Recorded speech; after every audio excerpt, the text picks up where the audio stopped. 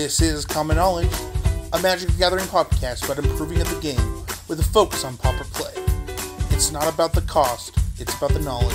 Welcome to Common Knowledge. Here are your hosts, Brandon Clark and Lobbert. Enjoy this week's episode of Common Knowledge. Hello everybody, welcome to episode 14 of the Common Knowledge podcast. I'm your host, Brandon, and joined with me is the ever elegant, always beautiful, super spicy, Sean the Lobbert. Hey. Hey. How you doing this week? I'm doing good. How are you doing? I'm doing great. I've got moved into a position at work where I'm basically doing nothing all week, so I've watched like 70 hours of Pauper content this week, and I've just been brewing and trying to keep myself busy. It sounds like the way to live life. That is. My job, I used to be able to do that, and now they expect me to do work or something. And Oh, that's dumb. yeah, what the heck is their problem? Cool. Do you play any Pauper this week? Yeah. I actually posted a video of that women deck I've been talking about all like the past two shows. It did surprisingly good, because I thought that the deck was good, but it performed. It's super fun. I would recommend going and checking out that video. I'm so happy that deck does well. Like, it was so funny when you were showing it to me, and I thought it was just a big joke, and then I'm actually like looking at the deck and I'm like, this actually looks kind of good. And now you're like posting results with it, and that's sweet. Mm-hmm. Now your girlfriend has an awesome Pauper deck that she can go crush people with. Yeah, I'm actually ordering probably 3 Pauper decks online this week just for friends. Hers, and then I'm updating my friend's mono black deck, and yeah, I'm going to be making a big order soon. How are you this week? I'm doing pretty good, actually. I got to play quite a bit of Magic over the weekend. I played a modern 2K. I'm not exactly sure what the total money prize payout was overall, but I got to split the top 4 of that event. Walked away with $275 cash, so that was a pretty good time. I played an awesome 5-color tribal zoo deck. What? It was sweet. I haven't seen that. You're gonna have to show me that. Yeah. Basically, what you want to do is play a Noble Hierarch on turn 1, a Mantis Rider on turn 2, and a Bloodbraid Elf on turn 3, and cascade into another Mantis Rider. Yeah, I know you have a little romance with Mantis Rider. I do like Mantis Rider. You've always liked that card. That card's really good. I like Bloodbraid Elf quite a bit too. Did you like Lightning Angel? Is that where that comes from? I feel like that's like the same card. I didn't play Magic when Lightning Angel was a thing. Yeah, I don't know. Mantis Rider's probably a better Lightning Angel. Yeah, for sure. But anyway, so that was a really cool time. Got to split the top. Actually, listeners of the show are probably going to be familiar with everybody who was in that top 4. Michael Hinderrocker was in that top 4, and Matthew Kling was in that top 4. So I'm really glad that they all agreed to split with me, because they probably would have kicked my butt in the rest of the tournament. So yeah, awesome. There are other not common knowledge, constructed criticism hosts. Yeah. Speaking of that, go check out the Constructed Criticism podcast, our sister mother podcast, hosted by none other than the Spencer Howland. Yeah, you heard me. You heard it. He's got some awesome hosts. Michael Hinderrocker, silver level pro, I believe. I think so. Matt Kling is, I don't know if he's a host. He's not a host anymore, but he makes appearances from time to time. He just is fresh off a top 8 finish at Grand Prix somewhere. A couple weeks ago. It was a standard Grand Prix. I can't remember where it was, but I also didn't watch any of it until I saw that Matt Kling was in that top 8, and then I was like, I guess I'll watch some of this. I have a horse in this race now. And hey, check out the Limited Time Only podcast, also hosted by Spencer Howland, joined by Danny Cathro, GP Top 8 competitor, Pro Tour Top 16 competitor. So lots of awesome Magic content there. And let's give a shout out really quick to our sponsor, puremtgo.com. You can find a whole lot of awesome content there, from articles and deck lists to podcasts like this one. On the Pauper Reddit this week, somebody brought up a old Tilling Thunder list that uses Tilling Treefolk and Resounding Thunder and like retrace mechanics. And they were asking everyone to see if we could get an updated list. It's kind of like the Pauper version of lands. I have tried, and every time I try to make that list better, I end up just playing something completely different because I just don't think it works in this current meta. What is Resounding Thunder? I'm not actually familiar with that card. Resounding Thunder is 2 and a red for an instant that does 3 damage to target creature or player, or you can pay 5 and then Jund, so 8 total, to cycle it. And when you cycle it, it does 6 damage to target creature or player. So that's uncounterable.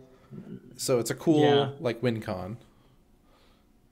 Okay, I actually do think I know what that card is. I just never thought it was playable. It's not. Okay. Haha, I was right. All right, well that's kind of cool. And you could find this article on the Pure MTGO. Is that what you said? Yeah, the article's on there. It's ancient, but there's cool deck lists on puremtgo.com if you want to go check those out. Yeah, check them out. They're an awesome sponsor, and we're really grateful for them for supporting us and supporting the show. Speaking of supporting the show, if you at home would like to support the show, you can do so at patreon.com/common knowledge. Any amount helps. We appreciate it a ton. It helps us make this show better and kind of keep it going, make it better for you guys at home, the listeners. Yeah, and if we get more supporters, we will start doing. We'll have some stretch goals set up, and we'll have some, giveaways lined up, and we want to start doing cool stuff for the Patreons and start making a community out of common knowledge. So. But in the meantime, we're still going to produce free content for you guys. But yeah, and the show will always be free. Yeah. We're never going to make this show not available to the general public. So, without further ado, why don't we jump into the first segment of the show? The card of the week. That's the one! The card of the week is Jace's Erasure. It's 1 and a blue for an enchantment. It says, whenever you draw a card, you may have target player put the top card of his or her library into his or her graveyard. So this is like the best mill spell in Pauper, and the reason I chose it for this week's card of the week is there's a cool Mill Delver deck that's kind of popping up, and apparently this deck has been piloted by James B a few times in leagues, and he's been leagues and challenges, I guess. And I'm actually kind of impressed with how well the deck does. I think that there's still some refining to do. I think that it's going to see more play because it's kind of just cool right now.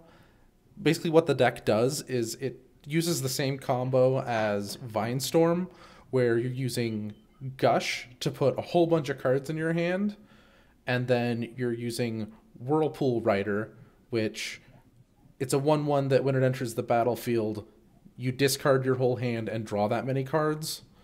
So it's like a windfall effect on a creature. Yeah, and when you're casting spells like Gush, you have 9, 10, 11 cards in your hand. Yeah, right? and if Jace's Erasure... cycle away all those cards, your opponent's milling a million cards too. Yeah, and with Jace's Erasure, they mill 10, they mill...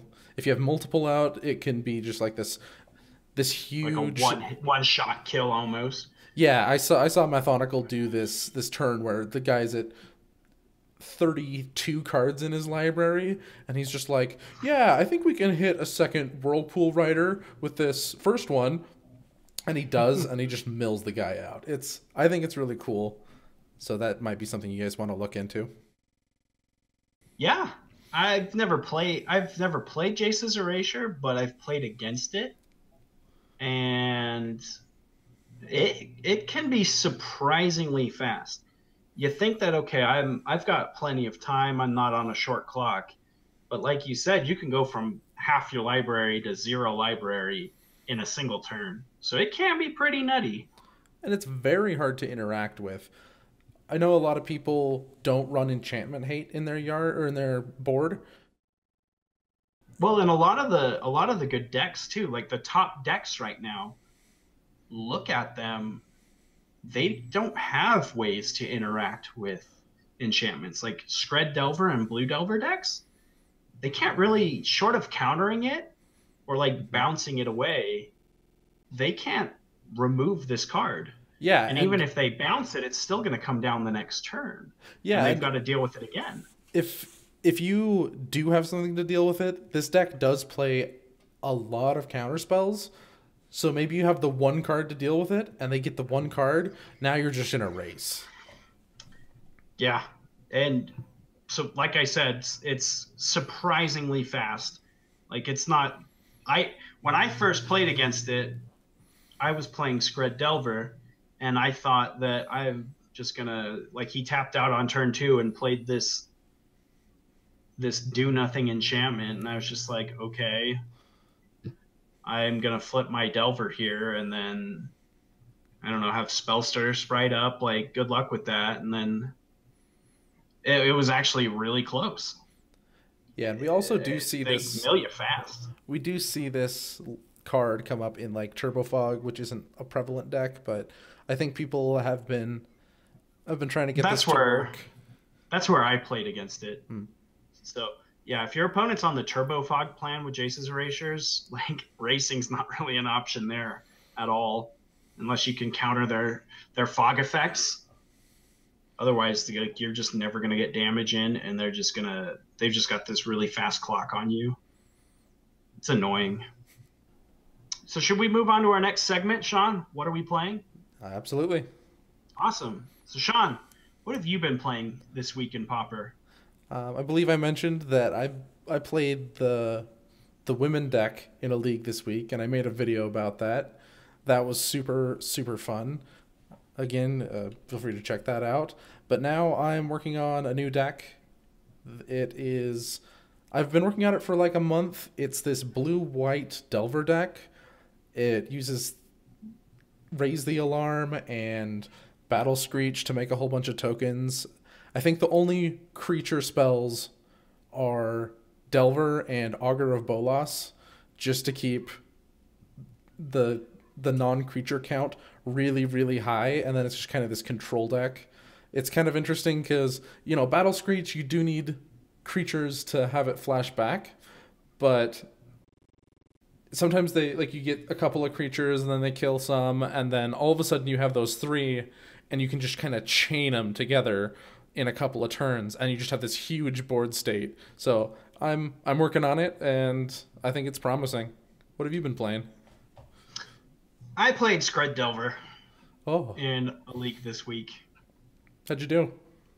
I went 2-3. It wasn't very good.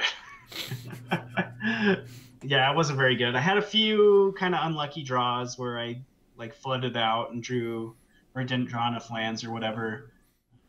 So I played the Mirror twice and lost, and then my other loss was to Marasa Tron. Oh yeah, I believe I was lucky enough not to play against Skred Delver when I played the women deck. I think that's kind of a hard matchup. You have a number of burn spells to deal with their fairies and things, but the bounce spells are tough. And they also have quite a few burn spells. Like, if I remember correctly, the creatures in your deck aren't very big. They are very resilient, and the enchantments can get them Yeah. out of range pretty quick. Like once they have the enchantments, the bounce spells are what I'm worried about. But then Yeah, well, and that's kind of the issue though, is like getting an enchantment onto a creature against a deck full of lightning bolts is kind of tricky. Like you do have the benevolent bodyguard, right, to no, protect them? that's a man. No? Oh yeah, you're right. No, it's How mostly are you protecting your creatures? it's mostly I let them die. Oh. If they die, Angelic Renewal can bring them back, and Mhm. like it's mostly recursion. And if I get an enchantment like Squeeze Embrace on a creature, it's fine that it'll die. It'll come back, trigger its ETB. Yeah. That's what we're playing. I know it's not very interesting on my end. I'm still just trying to play the best deck that I can and try to win as often as I can. And I think a lot of people are Sean, doing that. I think so. Sean is a little more adventurous than I am. I don't know. I got adventurous last week. I tried to play that blue-black Reanimator deck with Delvers in it. Yeah, Pauper to me. Oh, I dropped my phone. Pauper to me is the format where I can do pretty much whatever I want, and then Modern and Legacy, I'm locked into playing the deck that I spent all my money on.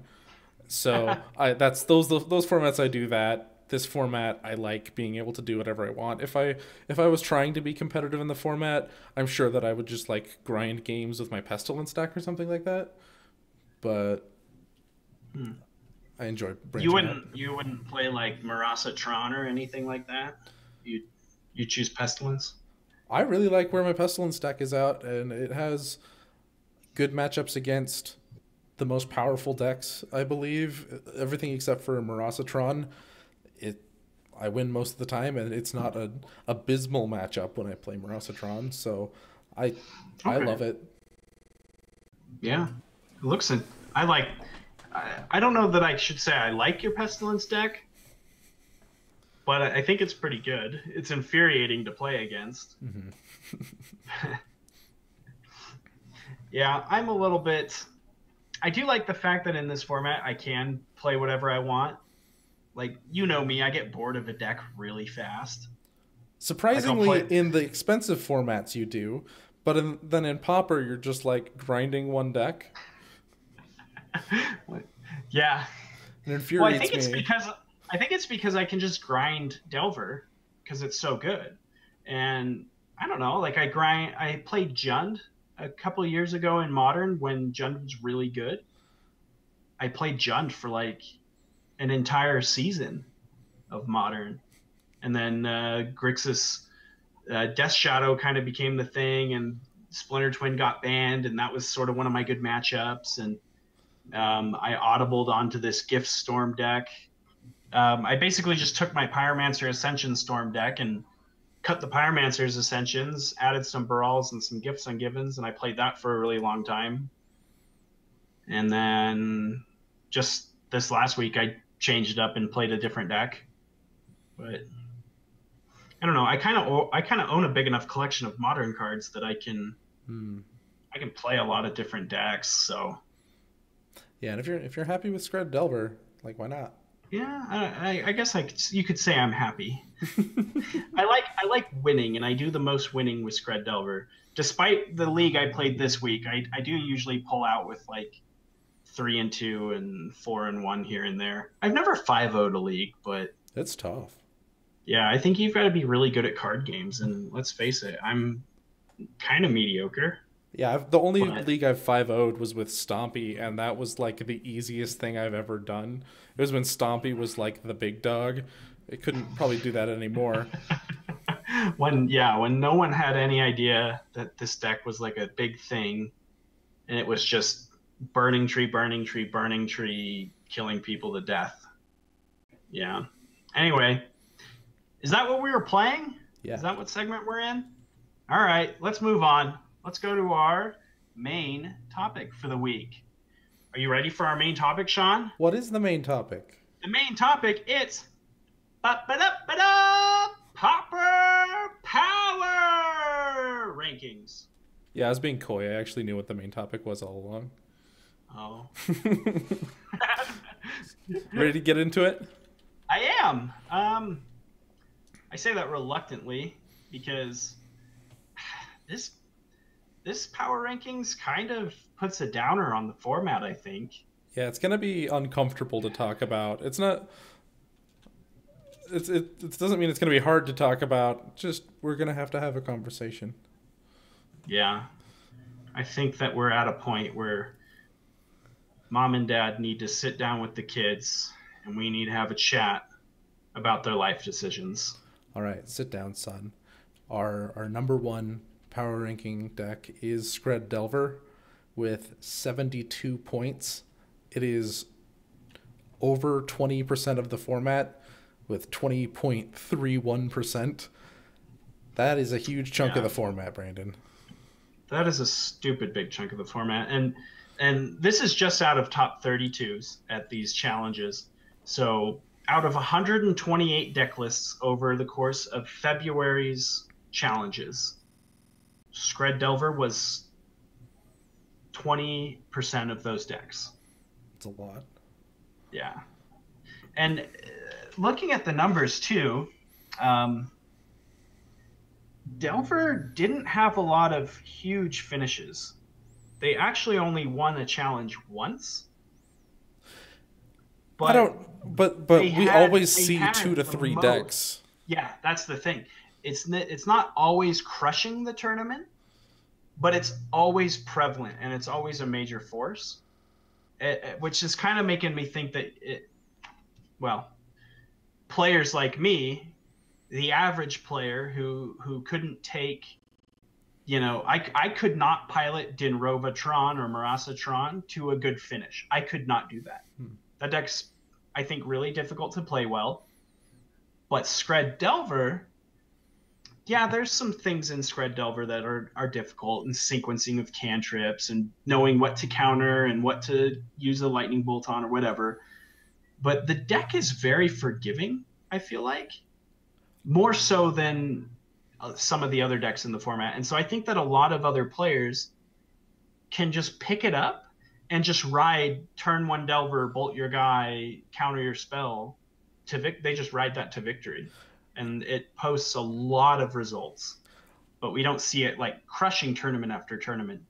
But like you said, it's always there. It's always 2 or 3 deck lists in the top 8, 3 or 4 in the top 16. It's craziness. Yeah, I was going to disagree with you that it's tough knowing when to counter or what to counter. But then I've watched so much Magic content this week, and I've watched some Scred Delver being played, and just watching people like, oh, I have this Fairy Miscreant out, and I, make my second land drop. I don't have a third land drop, so I'm going to ponder. And I'm just like, no, just leave up your Spell Stutter Sprite. Do that next turn. So... yeah. I think there's a simplicity to this deck that's deceiving, but I think it is a fairly simple deck to pick up and learn. Right, and obviously the best players are going to get more mileage out of any deck, but I do think that Scred Delver is a deck that rewards less consistent play because of how forgiving it is. It's got the cantrips, it's got the removal, it's got the counter spells. And you can always just fall back on, I made a turn 1 Delver and got in for 9 points of damage before they could deal with it. Yeah. And now their life total is so unbelievably low and I'm so far ahead that it's really hard for me to screw this up. Yeah, it feels like on the play, there are hands that are unbeatable in this deck where you counter for 4 turns in a row and you are just drawing so many cards and you're repeating your counter spells because you're bouncing your stuff back to your hand. Like I feel like there are unbeatable hands with this deck, and then if you're not on the play, you're not just behind because it can catch back up. And I think that I want to use the word oppressive because it can feel that way when they're ahead. Yeah. This deck, when you're behind Scred Delver, it's incredibly difficult to get back ahead because they're attacking you from so many different angles when they get ahead. They've got a 3/2 flyer, a 1/1 flyer, another 1/1 flyer. They've got their Ninja the Deep Hours nugging you and drawing cards. And so there's all these different creatures that you need to attack and be cognizant of. but then they have such efficient counter magic and such efficient removal that it's very hard to answer any of those cards. It's very hard to think like, like I need to get this Delver of Secrets off the board, but they have Spellstutter Sprite mana up. All I have is a Disfigure. I need to now wait until I have mana up to counter back their Spellstutter Sprite, but then at that point, like, do they just have mana up to win the counter war? And they've got Daze. You've got to play around Daze. Well, you don't play around Daze. You just run into it, and then you're way behind. I feel like that sounds like you should just play around Daze. You can't play around Daze. Then you're too far behind, and they kill you so quickly. That's the point! Yeah. So you play around Daze. That's exactly what I'm saying, right? You play around Daze, and now you're too far behind, and then you don't play around Daze, and you get blown out by Daze, and you're too far behind. Yeah, I think you just have to force him not to have it. Like, yeah, I think you said it just a minute ago. What was that O word you said? Oppressive? This sounds a little oppressive to me. Just a titch. Yeah, and we're over 20% of the format, and that's just this one iteration of the deck. Yeah. 17%'s okay. 18%'s fine. 19's pushing it, but 20 is right out. Yeah, and Get out of here. I like to lump, I'm just going to do a spoiler here. Blue Delver is 7% of the format, and I like adding those together a little bit. Yeah, they're very similar. Yeah, very different, but very similar at their core. Yeah, it's just the same package of Spellstutter Sprite, Ninja of the Deep Hours, I think is, like, maybe you don't need to ban... Efficient creatures, efficient answers. And a fast clock. Yeah. So I don't want to really talk too much about bannings. I know that right now in the Magic community, we've got this ban mentality, or I don't know if you do, but most of us do because of the amount of bannings we've had in Standard recently, where it's like, this card's not fun, this is a problem, Wizards, ban it for us. And Wizards says, okay, hun, let me take care of that for you. Let me hold your hand while you cross the street. So I don't want to say let's ban something out of these Delver decks, but I want to talk a little bit about, and we'll kind of lump both Delver decks into this, and we'll skip over Blue Delver when we get to that. But how do we beat these decks?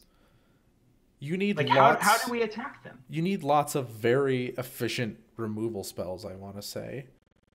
Or, like, you either have to be doing something so nuts that if they falter, they can't keep up with you. And I think that's what Elves does. And I think that's what Tron does. And then the other way of dealing with it is the way, like, Boros Monarch does. It's, I'm going to keep removing all of your creatures so you can't get your engine online. And then they just build their own engine. So, like, Propaganda Deluxikov calls them I hate Delver decks. And that's kind of what, like, my Bomberman brew is. It's just like, I know that Pyrite Spellbomb can kill almost all of your creatures. So I'm just going to cast Pyrite Spellbomb 12 times in this game. That's my strategy. Like, you're so geared against it because you have all of these removal spells. Like, Board Wipes work if they're Pestilence, but there's not a great Pestilence shell right now that people are playing. I kind of really wish that Wizards would print Flaying Tendrils at common. What's Flaying Tendrils? It's 1 black, and they probably won't because it's got that weird devoid mechanic.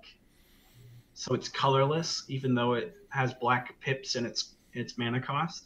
Okay. It was one of the spells from the new Zendikar set.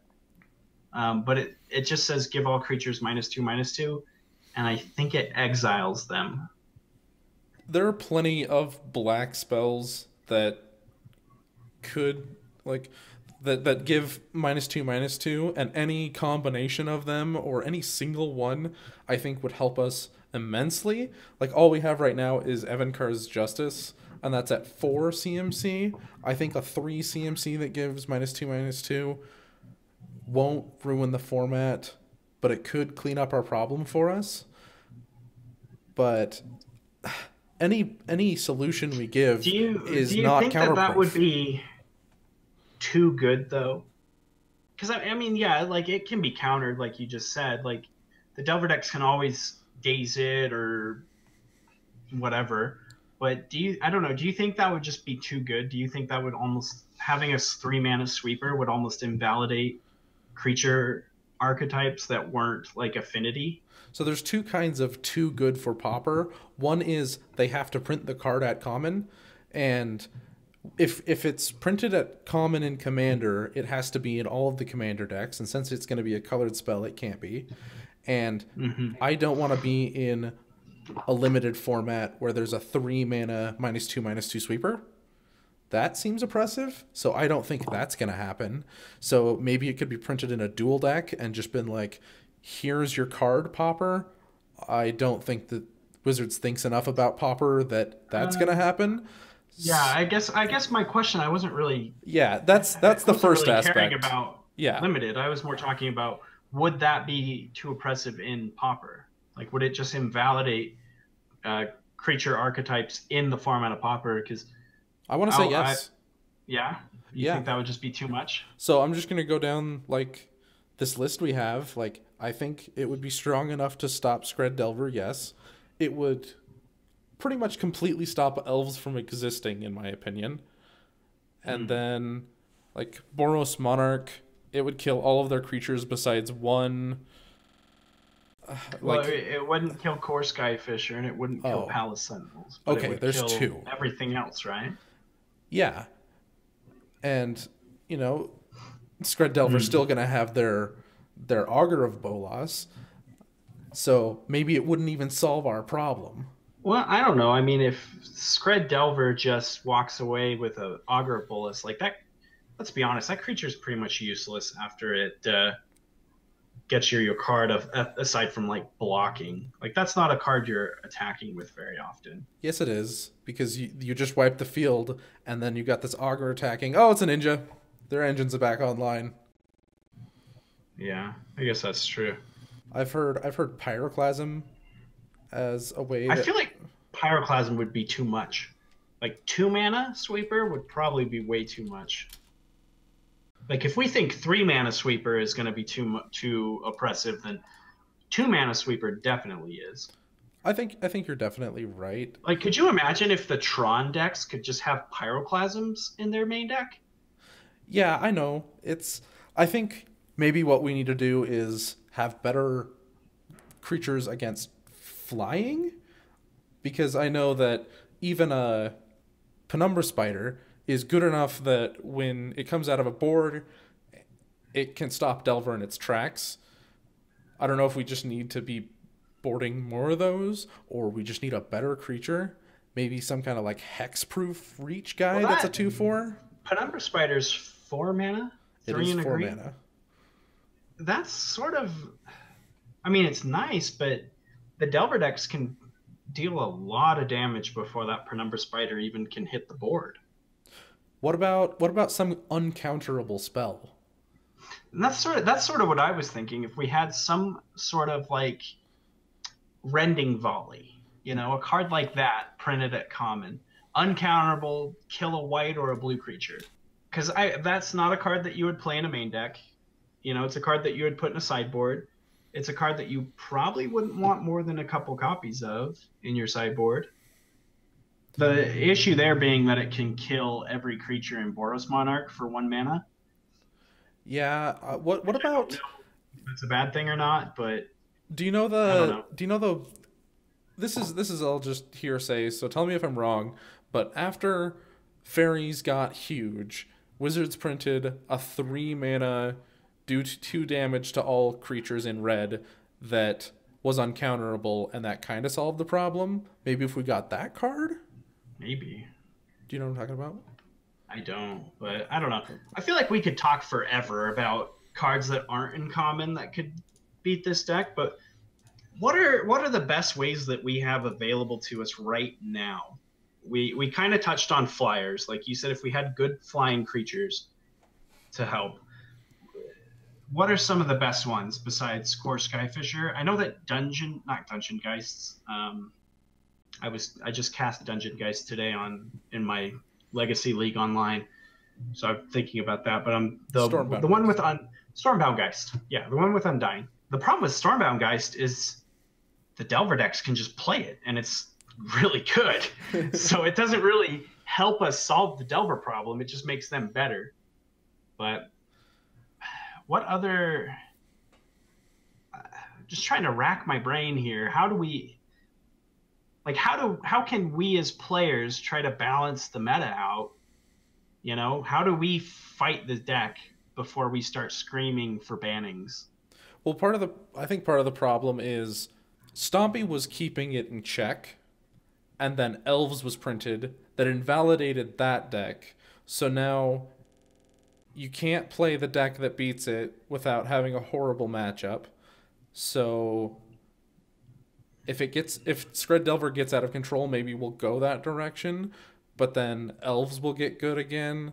So it's like you have to go to deck choice rather than you can't just play certain cards to beat the deck. It's right. Well, we can't, and it's hard to have a rock paper scissors format when, you know, rock can beat paper and scissors.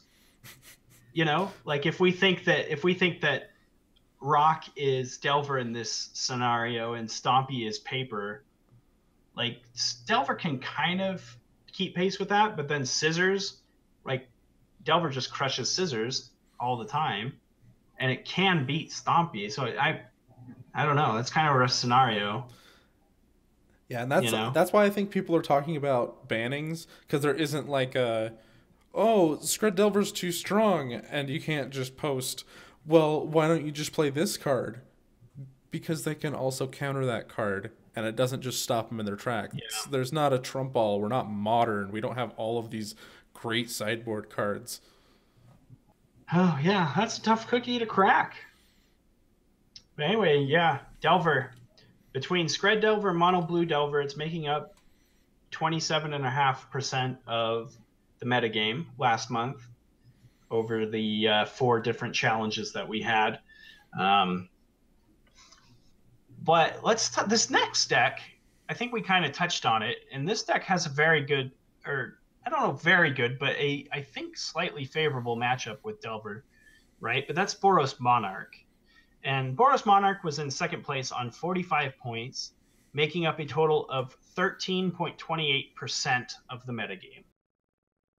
I think one of the reasons that it's so popular is because it has really good tools to deal with Scred, or Scred Delver. It has all of these flyers that can go wide so that all of your 1/1 fairies can't attack, and maybe you can stack block on that Delver, or what's more likely, your Delver is just going to eat a Galvanic Blast or a Lightning Bolt.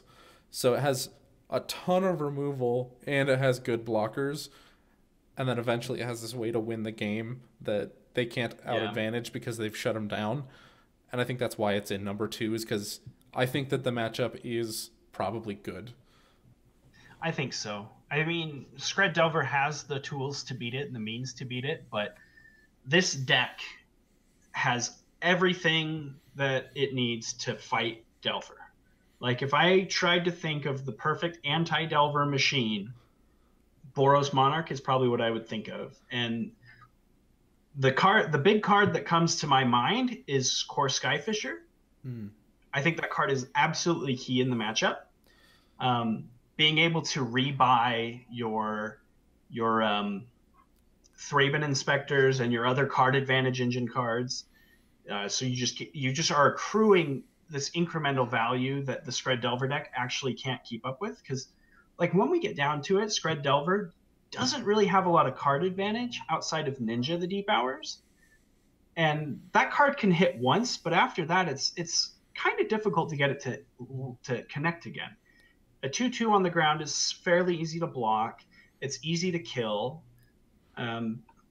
So I wouldn't really even call it a card advantage engine in the fact that it draws cards. What makes it an engine is the fact that it resets your Spellstutter Sprites and your Fairy Miscreant and your Augur Bolus, which let you get more cards that way.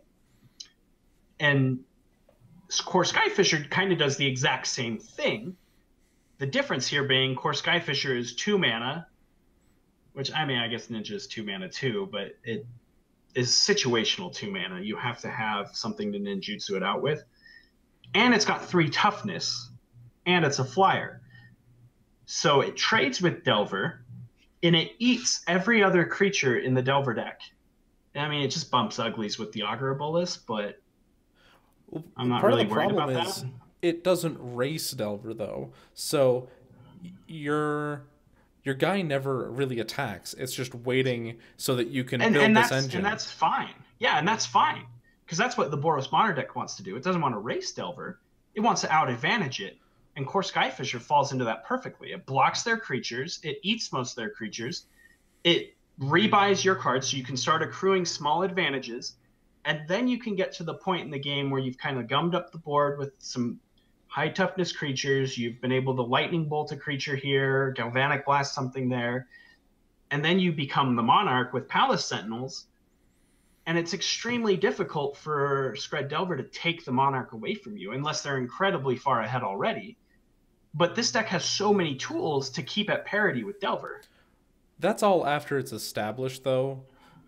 But there are tons of hands where Boros Monarch has nothing but these things that it's dirtling with, and it's making clues, it's making artifacts that draw cards, and then Skred's already so far ahead that it's going to do Skred things, and like right. It's Boros Monarch is a mid-range deck, and sometimes that's too slow.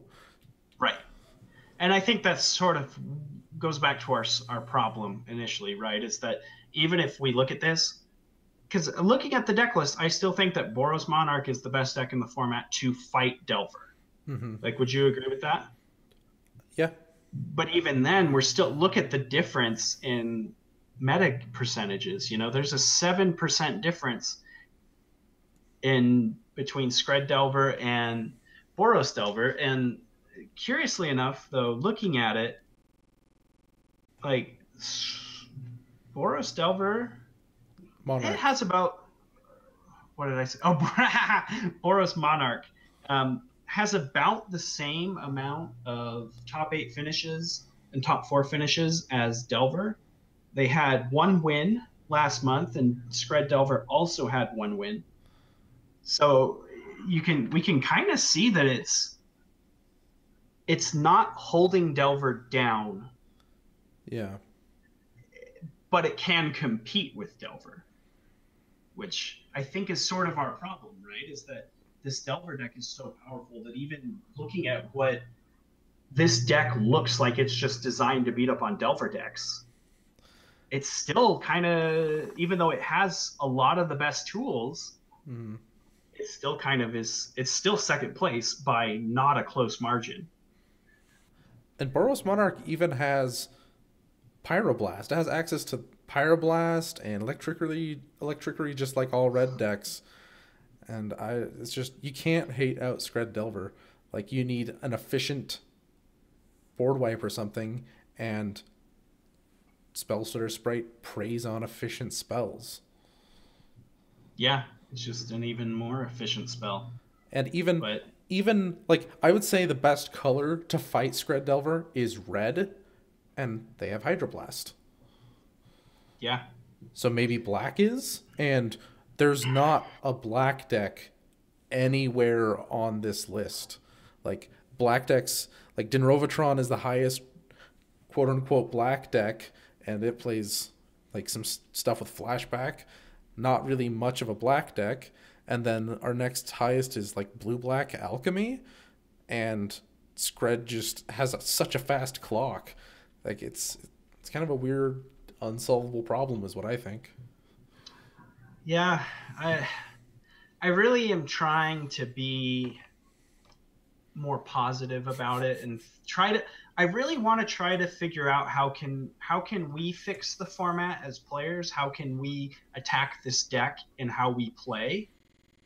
And I think you're probably right. It's just an incredibly resilient and efficient deck, and I think it's just going to continue to dominate.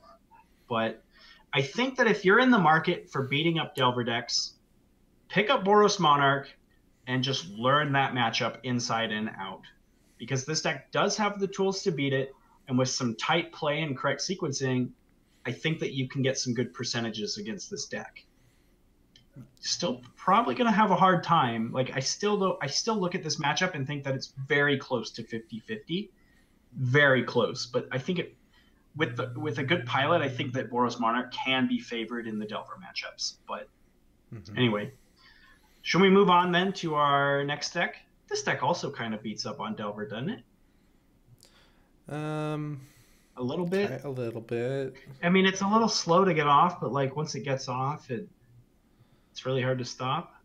Maybe. I don't know. I've seen Scred Delver beat. We're talking about Dinrovatron, right? Yeah, let's tell the listeners what we're talking about. Dinrova and Marasatron. I've kind of linked those into one. Yeah, I don't want to say that it's a great matchup for Dinrovatron just because Scred Delver is so quick. Yeah. Yeah, it's probably not, now that I'm like actually thinking about what a Tron deck looks like.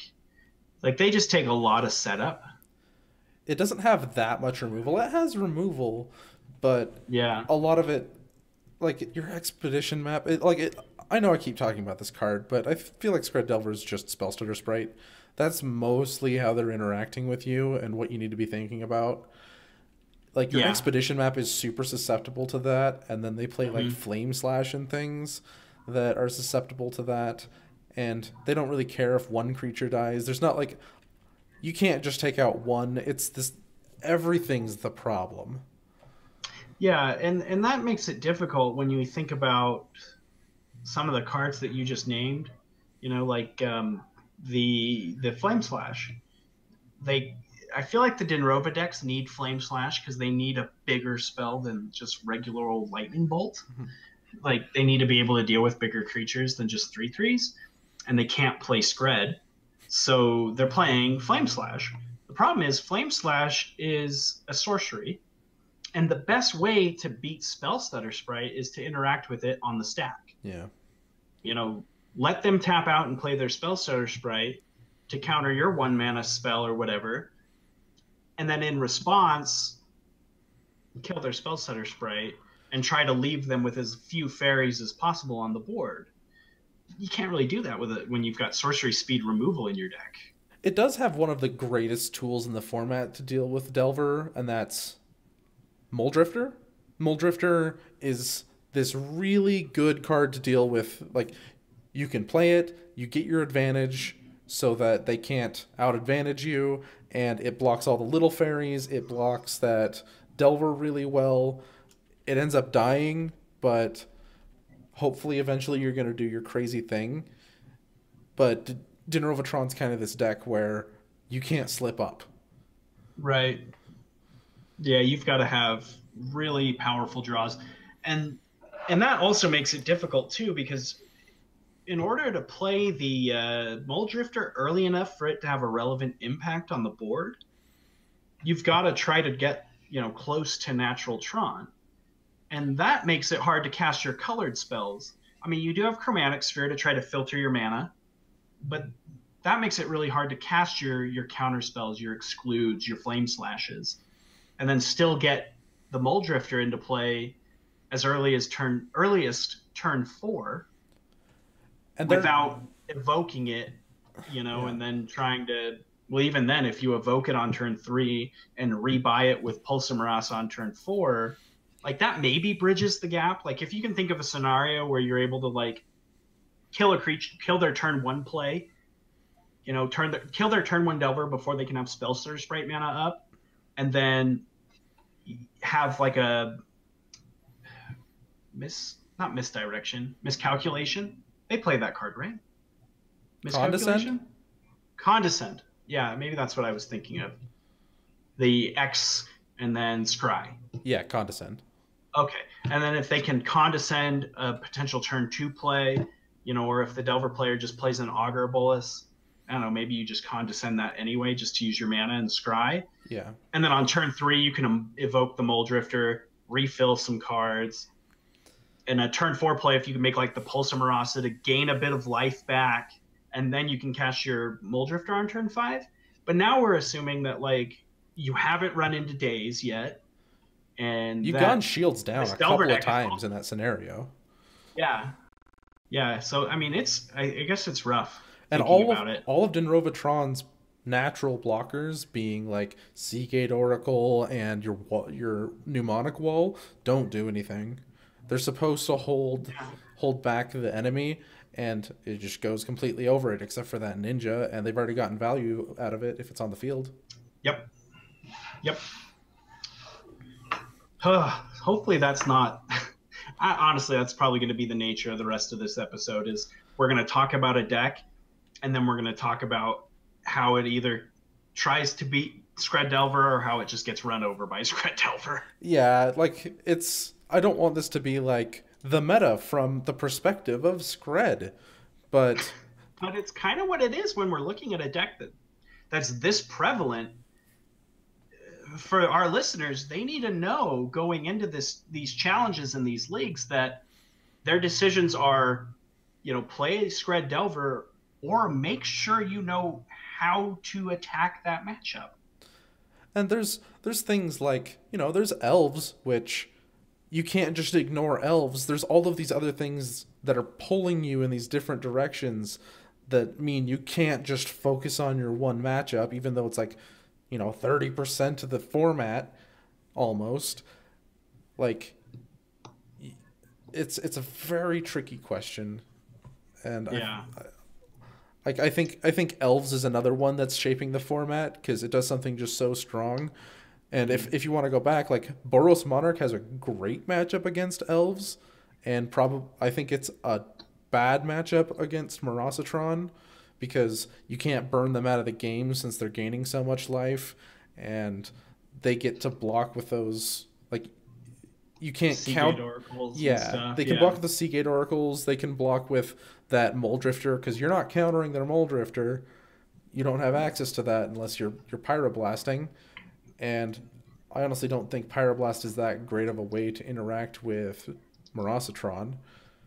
Yeah, I would agree with that. Pyroblast is not where I want to live when my opponent is casting Pulse of Marasa. Like, Pyroblast your thing, and they're like, all right, pulse it back.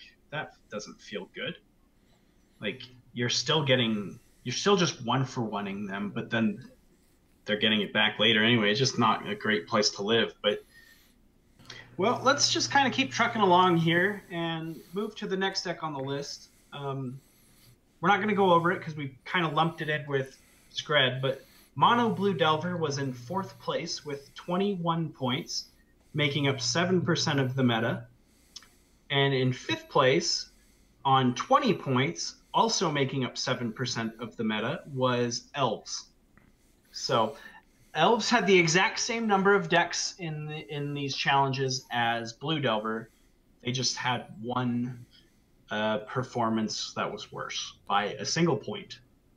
So yeah, and I think elves is one of those, like, it's shaping the meta in such a way that you can't ignore elves, and so it kind of pulls you in a different direction, which I know the direction for both is remove all their creatures, which is, that's why I say that I would play my Pestilence deck, is because it's the only deck I know of that plays a whole bunch of board wipes, and I think that's what works right now. yeah, and I actually think that Elves is a great deck in this format. It kind of keeps a lot of these other decks under control, like Stompy, for example. Yeah. But unlike Scred Delver, it's not as resilient. And so if you have the right tools, you can make this a simple matchup. But I think it kind of helps police a lot of some of the other decks in this format, which is good. Which is probably what I would prefer Scred Delver to be doing. The problem is that Scred Delver just has way too many efficient answers that the Elf deck lacks, right? Yeah, and you mentioned that Elves isn't so resilient. It recently got much more resilient with the Lead the Stampede. And the problem is that that's just a counterspell away. That it's just, a Daze, a Spellstutter Sprite, and okay, now they're completely shut down. They were hoping that that would be their way back into the game, and not even that'll do it anymore. Yeah, but Lead the Stampede is great against these other decks, right? Yeah, Which, so if they're against, removal based, then it invalidates that. These removal based mid range decks like Boros Monarch, or I mean, even against Blue Black Alchemy, if you can find a good spot to resolve your Lead the Stampede, you can kind of just refill. And some of these bigger mid range and control decks can have trouble keeping up with that. Yeah, and it like Electrickery is a card that kind of makes life hard for elves, and they have sideboard options for that, but then they just cast 2 Electrickery in a turn, and that makes their life really, really hard. And none of the answers, none of the cards that they use to fight that, or to fight Electrickery, you can't get those off of your Lead the Stampede. You have to naturally draw them, and that makes their life, that much harder. That's still a great deck, and you can run away with games, but not 20% of the format good. Right. What I do like about the Elf deck, though, is that they have those unbeatable draws. Like you said, they can run away with games, but they're very easy to manage. So this deck, even though I think that Elves is probably one of the most powerful decks. Like in a vacuum, looking at what it does, it's extremely, extremely powerful, but it's very easy to hate out. And I think that that's a good balance for a deck to have. So if you don't come prepared for the Elf matchup, you don't have Electrickery in your sideboard of some kind, or maybe you cut a removal spell from your deck last minute, the Elf deck can kind of just snowball and run away with a game. But at the same time, it's never going to get out of control, despite how powerful it is, because it is easy to manage. I think it's kind of filled it wasn't a void, but it's kind of bumped up into that spot that Izzet Blitz was in, where it has this must-kill threat, and then if you don't kill it, it wins the game. And Elves just gets to run more of those cards, and that's why I think it's up here now. Like we don't have it's the first deck we've come across that is just, I'm trying to do my own thing, and that's so strong you have to deal with it. Yeah, I like decks like that. I like decks that give answers or ask questions, and demand answers. They say, here's this threat, deal with it or die. And I really like decks like that. Sometimes I think that they add a decent amount of variance to the game, which I think is good for new and less experienced players. But then at the same time, an Elf Master could probably just run the tables with this deck. Of course, they're going to run into speed bumps where they're just like, well, they drew the sideboard cards that just I don't beat. But a lot of the times you can fight through them with these Elf decks, and Lead the Stampede has made that a lot more plausible. And at the same time, the linearity of this deck, it kind of going back to what I talked about last week with Rich Hagen's tweet, the linearity of this deck makes it an easier pickup for players. I'm less experienced with Pauper as a whole. I'm going to pick up this Elf deck, and I'm going to solitaire it, and I'm going to learn how the deck works. And it's almost one of those things where I don't have to interact with you. I don't have to care what you're doing. Mm-hmm. So I don't need to learn the format as deeply as another player, but I can still sneak away with wins playing this deck. And I think decks like that are great to have. Yeah. It's not fun when there's too many of them, but this is low on our list. Not low, but it's our number 5. It's our 5th place, and like I said, that's because of if Elves ever starts getting out of control, people are just going to start jamming more Electrickeries, and Elves is going to kind of have to take a step back. It's kind of the affinity effect for Modern. People always have affinity on the mind, and then the one GP that people say, I'm going to cut those Stony Silences because affinity's been on the back tables, is when the affinity player crushes a tournament. Mm-hmm. And I think that's good. It keeps the format fair and honest. So I really like the elf deck in the format. So our next deck kind of is another question of, do you still like that aspect? It's Boggles. It's doing the same thing where it's just doing its own thing. It doesn't really care what you're doing as long as that's not outright killing them.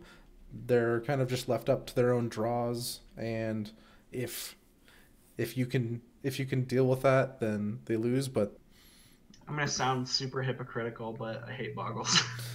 Yeah, that's kind of why I was asking. After I just got on my soapbox about how Elves is probably great for the format, and then now I'm just like, Boggles. That's because it's hard to interact with. You can't. Right. You have to interact on the stack. You have to use counter spells, which Scred Delver does that.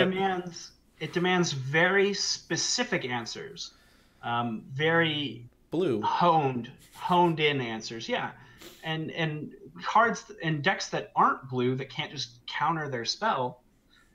It requires very specific, very linear answers that eat up slots in your sideboard. And if you've got 2 slots dedicated to killing enchantments, if you don't play against Boggles in your event, you have 2 wasted sideboard slots. It's kind of also funny because one of the huge questions that the deck asks is, it doesn't have evasion other than trample, except for Solana Ledgewalker, which Ledgewalker. You require a flying creature to beat.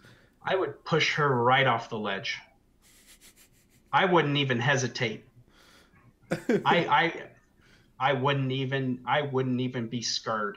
I would go down with her. You'd probably end up flying. You'd end up falling off of the ledge because you're not a flying creature or a ledgewalker. Oh, yeah. You don't even worry about it. I will take that ledgewalker down, any means necessary. So you'd be like, remind me of the Lannister guy that pushed kid out the window. Jamie. So you'd be like, you'd Jamie Lannister him and just. You'd be in a window and then you'd like see her like peeking in on you and you would push. In my perfect scenario, Jamie Lannister with the gleaming blonde hair, and yeah, I could do that. I could just push her out of the window. The things I do for love, the things I do for Pauper, and just push her out the window. Yeah, except you're not you're not sleeping with your sister. You're playing Turbo Fog, and you're like, you can't see this, and so you push her. Well, I don't know. I'm trying to say that, Jamie Lannister, I mean, maybe not in season 1 of Game of Thrones, but certainly like towards the end of the series, Jamie Lannister has become one of the most popular and cool characters. So I guess what I'm trying to say is that in this scenario, if I can be as cool as Jamie Lannister pushing Solana Ledgewalker, off the ledge, saying the things I do for Pauper and pushing her to her doom, I could go with that. But in actuality, what it would probably be is me scrambling for my life, grabbing hold of the edge of her boot and pulling her down with me as I fall to my doom as well. The things I do for Pauper. I would still do it. I hate that card. That's not what Pauper needs. It's one of those... it's not, but it's one of those things. It's probably completely like results oriented and has no base from a strategic or statistical standpoint. I just don't like that card. I hate it. When my opponents play it, I get tilted. It's like Thought Not Seer in Modern. My opponent plays Thought Not Seer, and I just like throw my cards on the table. I'm just like, good job. So to keep the analogy going, you're like, you push Solana Ledgewalker out of the window, and you're like, the things I do for the kingdom. But up north, there's Scred Delver coming with all of its snow lands, and they're the White Walkers coming, and you're like, I'm helping the kingdom. That's not what we need. We need an answer for Scred Delver, Brandon. You need it. Yeah. So I guess I'm Cersei Lannister in this scenario. Oh gosh. I'm just sitting here thinking like, no, I've got to protect my throne and this, and then you do play Scred Delver. Ignoring, I do. I am Cersei Lannister, Popper. Okay, are you ready to move on to Blue Black Alchemy? Shame. Yes. Blue Black Alchemy was our next deck. We kind of lumped Boggles and Blue Black Alchemy in the same thing. They both were between 15 and 19 points. I can't remember exactly where they were, but they were in that range. All the Blue Black Alchemy decks at this point have exclude, and are all now playing Soul Manipulation. So I guess I need to stop being a cheapo and go buy some Soul Manipulations. Soul Manipulation's like free. Yeah, I know, but I'm a cheapo. I don't know why I'm so weird about buying Pauper cards. Like, I'm just always like, oh, I've got to go buy more cards for Pauper. And it's like, dude, it's like $1. Well, buy your playset. And you're paying an effort to go to the card store and like, do you have this weird common? That's probably it. I have no problem shelling out $100 for a legacy staple or whatever when I need it, but because you're greeted with a smile like, I'm making a 20% profit on this card. With commons, it's like, yeah, okay, I'll get you your basically free card. I don't think that's it. I don't care. I don't care how much money the store's making off of me when I buy my cards. I don't know. I think it's just because there's a return on it, right? When I buy this card and I'm like, when I'm done with this card will get me $100 back. Yeah. When I sell it. Alpha Investments did a video on Pauper, and he was like, all of these players are putting money into Pauper, and essentially the money goes in, but you're never getting that money back. Like with a legacy deck, you can slam that on the table and say, you know, I'm selling this deck to you, and you're going to get a whole bunch of money back. If you do that with a Pauper deck, they're going to like look at you and be like, all right, bulk. Not even bulk rare, just bulk. Yeah, we're talking bulk, like $3, $4 per 1,000 bulk. Yeah, in some scenarios. And there's some cards every once that are in like a while you bucks. can find nickels and dimes and quarters and stuff, but yeah, but if you spend $30 on the deck and they're only going to give you, I don't know, $3 back for it, that's so good for the store. Yeah. So, I can see why you wouldn't want to shell out so much money for it, but I think it's all about the enjoyment, and you don't have to sell them back. Anyway, it's not about the cost, it's about the knowledge.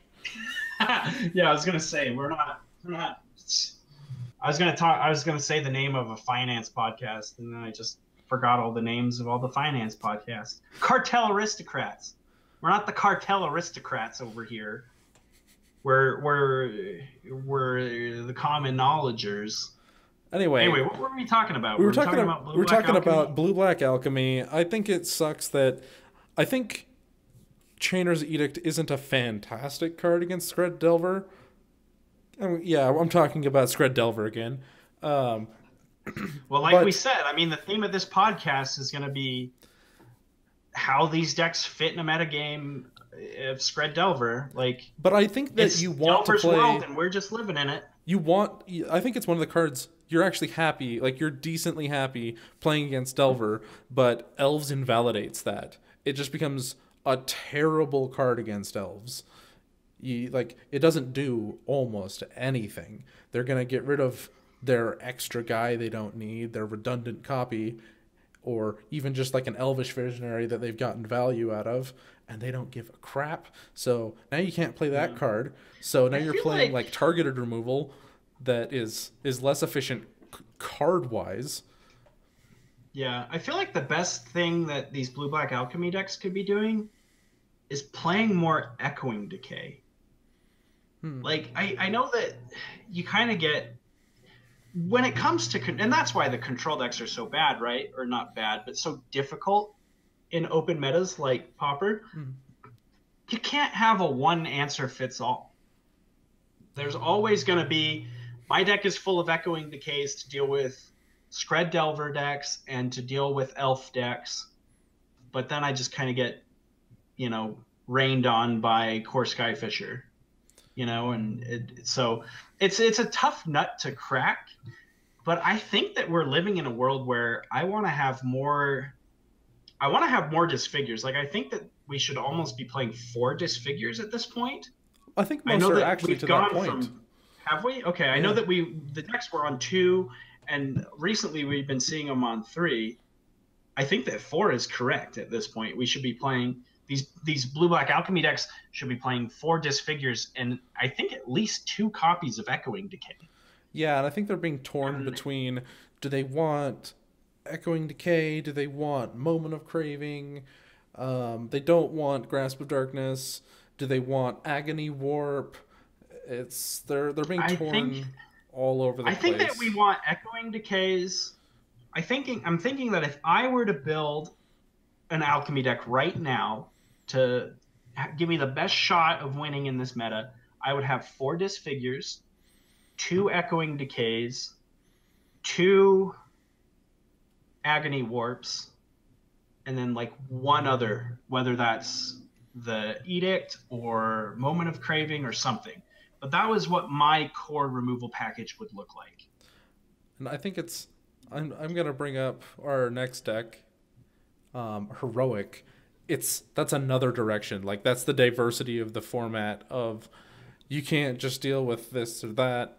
Like there's a Heroic deck. Now you need non-conditional removal. You need enough of it that you can at least do it and then maybe counterspell to protect it because they have protection. I forgot about Doomblade. I Yeah. would probably not play Agony Warps, and I would play Doomblades instead of Agony Warps, and max out on Disfigures and at least 2 Echoing Decays. I think that Doomblade's probably just better than Agony Warp is at this point. It's less mana intensive, like it's easier to cast, and it's non-conditional, like you said. Well, I mean, it doesn't kill Gurmag Anglers, but Yeah. you're the deck casting Gurmag Anglers, so Hopefully, yeah. yeah. But the problem is that Heroic. if you're in like the alchemy mirror, now you've overtuned for other decks. And if you're in the alchemy mirror, because I do see alchemy all the time in leagues, like it's just coming up constantly when I'm playing. Like I'm surprised, like I'm not surprised that it's not higher up because I don't think that it top 64s or 32s. 32, right? Yeah, we look at top 32s. I don't think it top 32s, but there's a lot of blue-black alchemy running around, I think. And Yeah, there definitely is, but it doesn't post results because, like you said, when you tune your deck for one thing, you get pulled in another direction by the meta. And as far as like the blue-black alchemy mirror is concerned, like you kind of just said, yeah, I think that the answer to that is playing 4 Garmog Anglers, 4 Mole Drifters. You want to be really threat heavy, which helps you in these other matchups too, where you can eat away their board and then establish a fast clock so that they don't have time to rebuild. Mm-hmm. I think that's one way to try and attack the meta. Max out on your threats. Just play as many big threats as you can and try to have as much efficient answers as possible.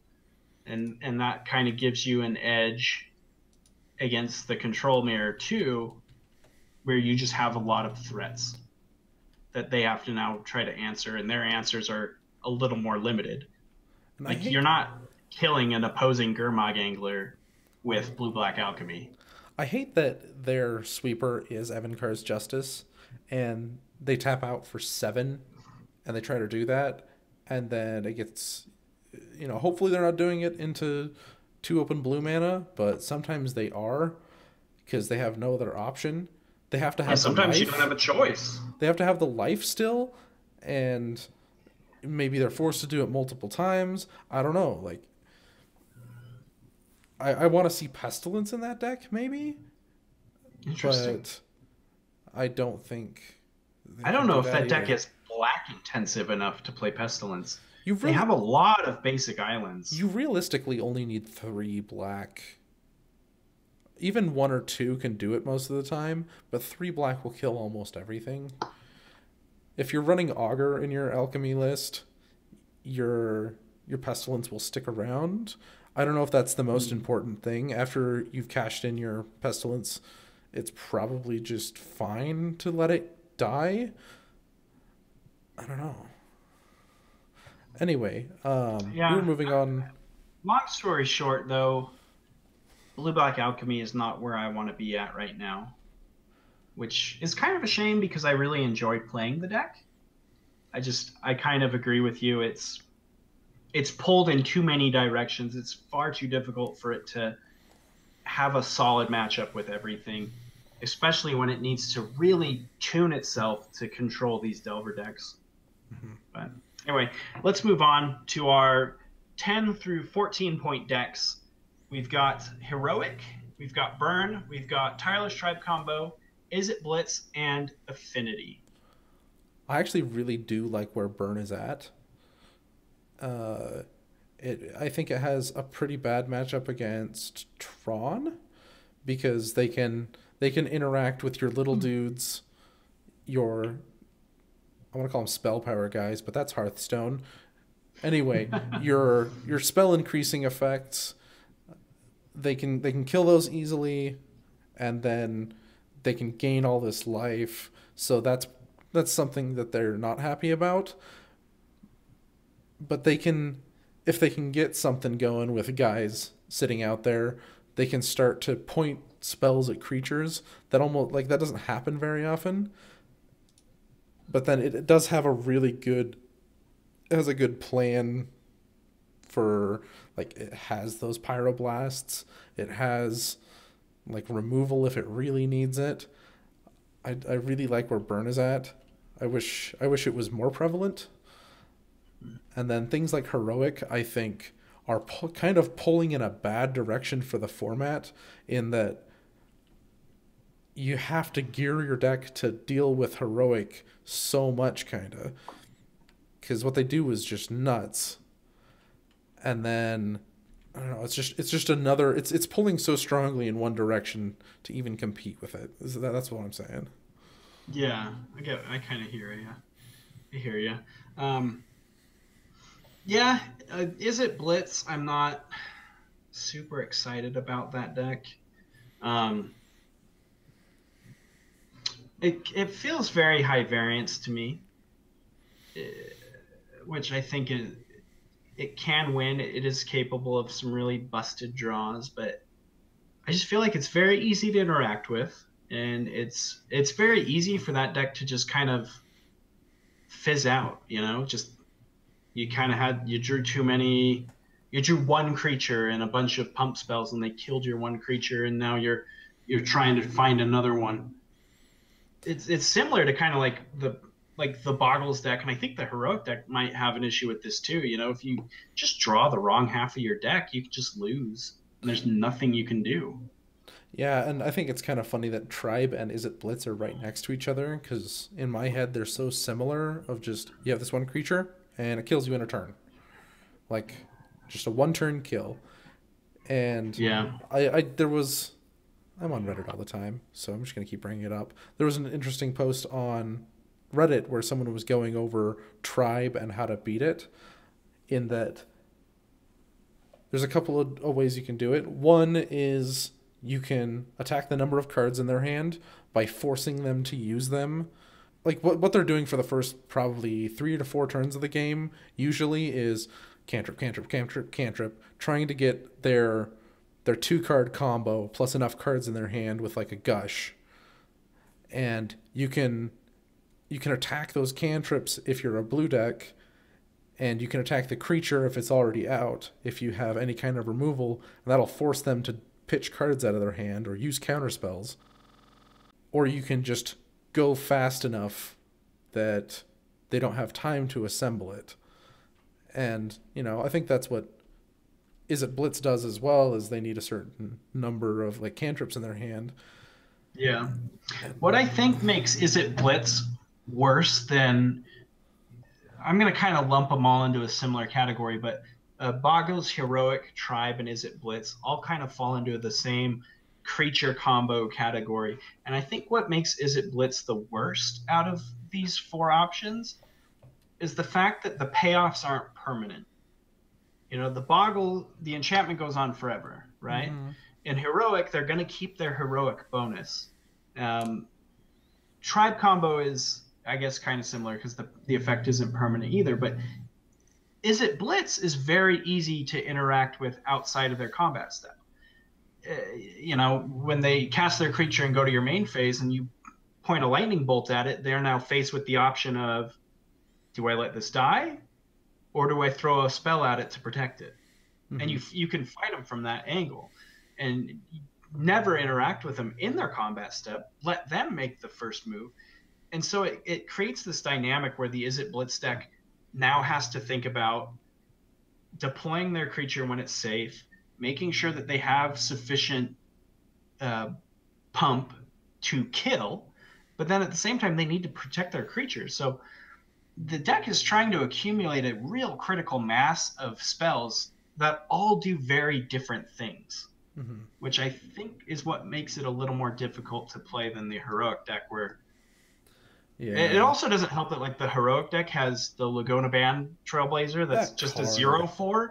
Yeah. So it already dodges lightning bolts anyway. Yeah. So that doesn't help. But and Is It Blitz has the Cyclops, which is a 0/4. It's a 1/4. It's a 1/4.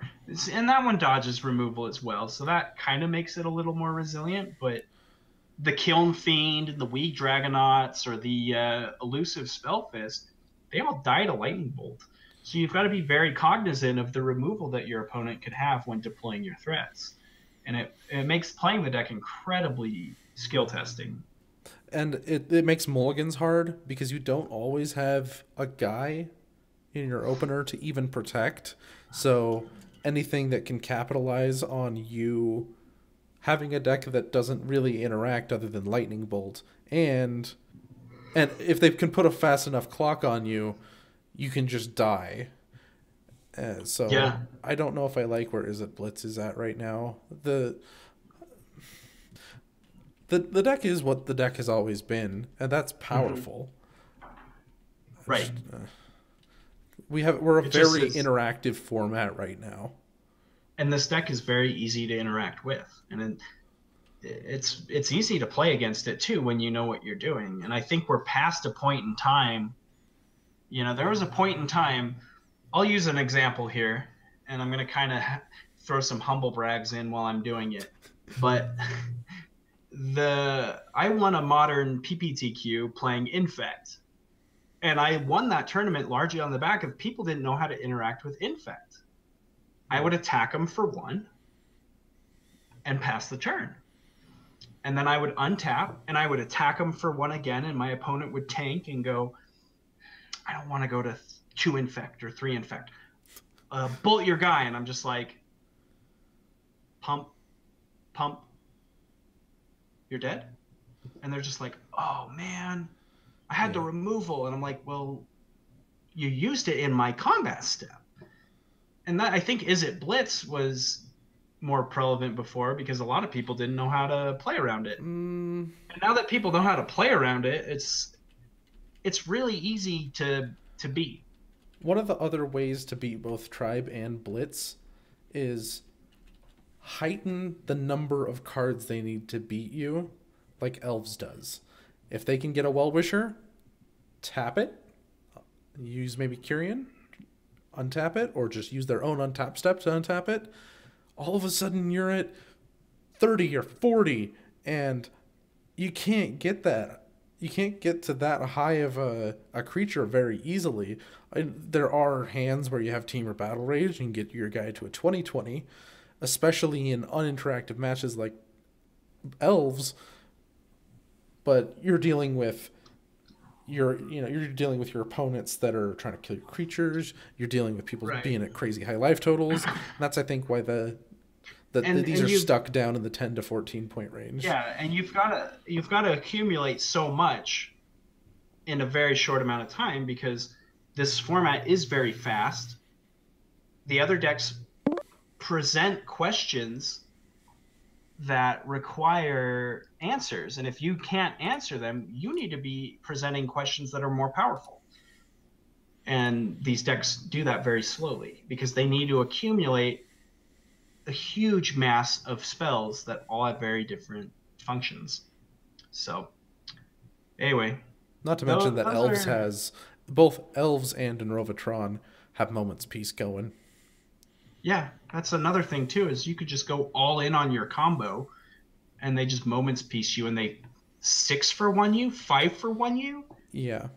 Like get wrecked. It's an easy deck to hate out. And I think that has a lot to do with the decks that are popular, is just how good is the sideboard against them. Yeah, I think so. Anyway.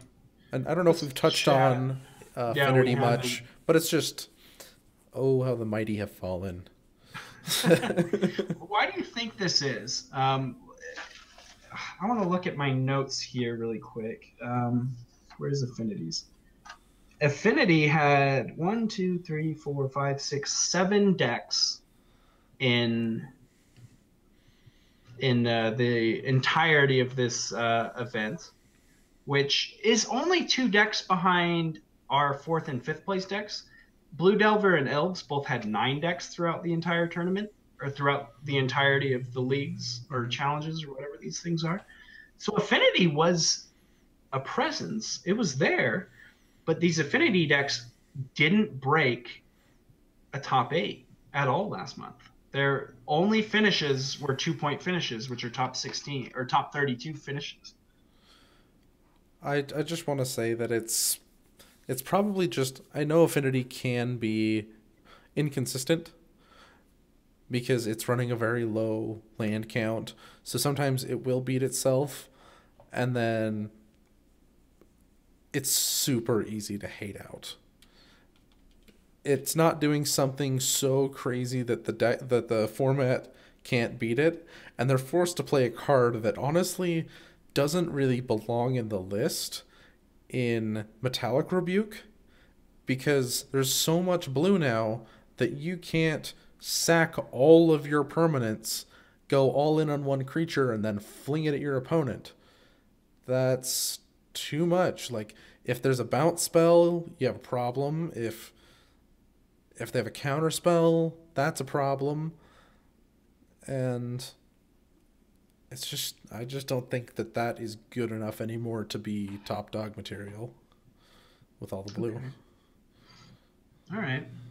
I can agree with that. I can see where you're coming from. Let's talk then about our next set of decks. These are all decks that had between 5 and 9 points.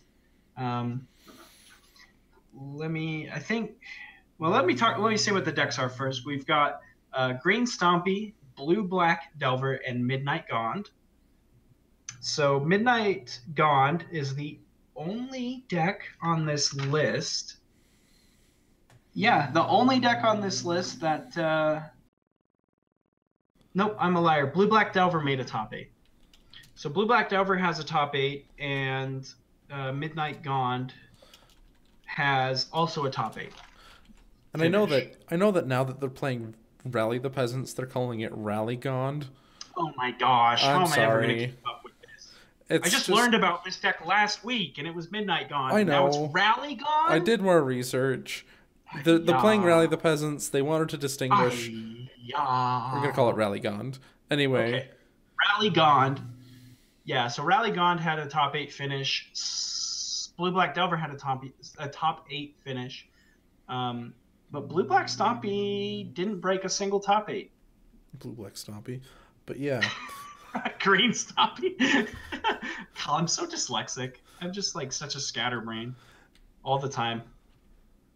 I have a really hard time when I like say one thing to transfer over and say a different thing. Yeah. I think we've kind of started to learn this because I say all sorts of bizarre things. Yeah, like Boros Delver. Yeah, Boros Delver. Anyway, what were you going to say about these decks? The biggest one I want to kind of focus on is Stompy, because I think looking at Stompy in the vacuum, it is the deck in the format that's capable of the most explosive plays. I think that Elves is capable of the most powerful draws, but I think Stompy can make and maybe this makes it the most powerful too, but it can just do things that are just so explosive that no other deck I think keeps up with it, with the exception of the Elf deck. And so it's curious to me that this deck does so poorly. I mean, especially given that Elves is only 7% of the meta share for these events that, and I guess I'm saying 7%, but we don't actually know how prevalent all these different decks are because I'm only looking at top 32. I'm not looking at the entire, every single deck list that was registered in these tournaments. Yeah. So there could be a lot more elves than I'm just giving it credit for. It could be a much bigger percent of the meta, I think that Dinrovatron / Morosatron has kind of figured it out too with all of their fog effects. And like I think just elves I would just want to keep pointing at elves and say elves, this did it. They can run that same fog package and they can just gain tons of life and at some point just start ignoring their opponent completely. Yeah, I was going to say the Well-Wishers are probably a nightmare. Definitely. When, I'm dealing damage in increments of 12 and my opponent's gaining life in increments of 14. And it's kind of like, ah. Yeah, and like they get a Timberwatch elf out there and they're doing more damage than you were all game. Yeah, that's true. I think that elves just does what Stompy wants to do, just more powerful and more consistently. Yeah. Like when Stompy can go like turn one, make a 1-powered or a 2-powered 1-drop, and then play a Burning Tree, and then a Solana Ledgewalker, and on turn 3 put Elephant Guide on it. Like that is pretty insane. Yeah. It's just those draws are very few and far between. And I think the best thing that Stompy ever did was, what I was mad at the deck when it was the top dog was, okay, I'm going to try to interact with you and kill your creatures, and you're just going to be like, thanks, and Hunger of the Howlpack your own guy. Like, oh, well, great. Yeah, Hunger of the Howlpack gives the deck a lot of resiliency that it needs to be competitive in this, because when you look at it, it's just playing a bunch of bears. At their core, the Burning Tree Emissary is just a bear. I mean, it has a great rate because it comes with another bear and then comes with a bear after that. But at the end of the day, it dies to Disfigure, it dies to all sorts of stuff.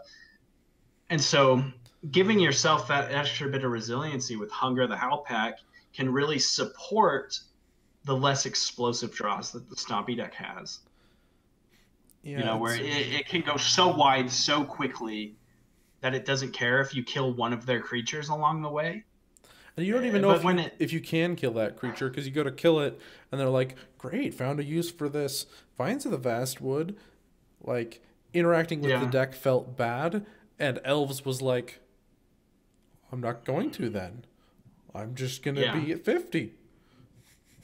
I'll just be bigger and better at what you're doing. Yeah, I think it just got outclassed. And then I think that you're right. I think Blue-Black Delver never really got off the ground, and I'm surprised that it's had any placements at all. I was surprised to see it. And the last one was Rally Gond, which I think it's trying to do that Elves thing, where it's kind of just trying to ignore their opponent, protect their own creatures, and go infinite or deal them 20. But it's doing it in a very kind of weak way, inconsistent. It's in 3 colors, which is kind of a no-no. Right, and that's what I was going to say about it, is it kind of falls under the same camp as, like, Is It Blitz and Tribe and stuff, of I'm going to do something so powerful that I'm going to ignore what you do. But like those decks, there's a lot of moving pieces that have to kind of fall into place for Rally Gone to really hit its stride in a game. I do like that they're getting more consistent with, like, they don't get, like, if there's a land pocket, they don't just lose the game anymore. They can flash back Faithless Looting or something like that. So it's moving in the right direction, but it's lacking. I still think it's lacking consistency, but the power, there's an element of power there that I like. Yeah, I agree. So our last set of decks, we've kind of got a big list. We won't go through all of them, but these are our 2 to 4 point decks So we've got mono green Tron, mono black Control, red deck wins, black white Pestilence, mono black Pestilence, blue green Turbo Mill. I don't know if that's what the deck's called, but that's what I call it. Sure. Yeah, the black red Madness, mono blue Mill with Delver of Secrets, and Grixis Metalcraft. Oh, that's weird. I didn't know what else to call this deck. It was just a Grixis control deck, essentially, but it had 4 Thoughtcast and 4 Galvanic Blast, and it was playing 12 artifact lands, or 11 artifact lands, I think. Like, so it was playing 4 Seed of the Synod, 4 of the red one, and 4 of the black one. Have you mentioned what the black was for? There was Gurmag Angler in the deck. I think it had blue black alchemy, or sorry, it had forbidden alchemy in the deck. There was some removal. It was basically just Grixis control, but in the land package they added all of these artifact lands and 4 chromatic spheres to help filter mana and be an artifact, and then they just have 8 Metalcraft cards. That's something that I think is interesting, because maybe like different control decks could rise up that use artifacts, because they're more powerful, but they're easier to hate. So I don't know. That's interesting. I don't think it doesn't sound likely that it'll catch on. Yeah, I thought it was very interesting for sure, but I was kind of at a loss of what to call it, so I just went with Grixis Metalcraft. But I think just most of these lists just have a few bad matchups that they can't deal with, and that just keeps them down here, or they're not doing something good enough. Like blue-green Turbo Mill makes me just like, yeah. Do you have anything else to say about these? I think these are kind of decks that are kind of forgettable. Yeah, I think the biggest takeaway from looking at these power rankings from a competitive perspective, your deck needs to provide questions. Your deck shouldn't be trying to answer things, because there's such a huge diversity in the amount of different decks that are all doing very different things, that if you try to just focus your deck and tune your deck on, these top decks in the meta, you're just going to get run over by these random matchups where you're just like, well, I played against the Turbo Depths deck and I got milled out and they kept fogging me and all my removal was dead because they don't have Delvers and stuff for me to kill. So I think the best thing you can do in this format right now, besides play Scred Delver, is play a deck that presents a lot of questions. I think that Dinrova or Marasatron are a very good place to be. I think that Elves is a very good place to be at. If you want to play Boros Monarch, I think that's your best matchup, or your best way if you want to fight Delver specifically. And you want to play an interactive deck, because it's not doing something so nuts. No, but I think that it's the best control deck. I'm going to say, like, the best deck in the format that can take a controlling role in a matchup.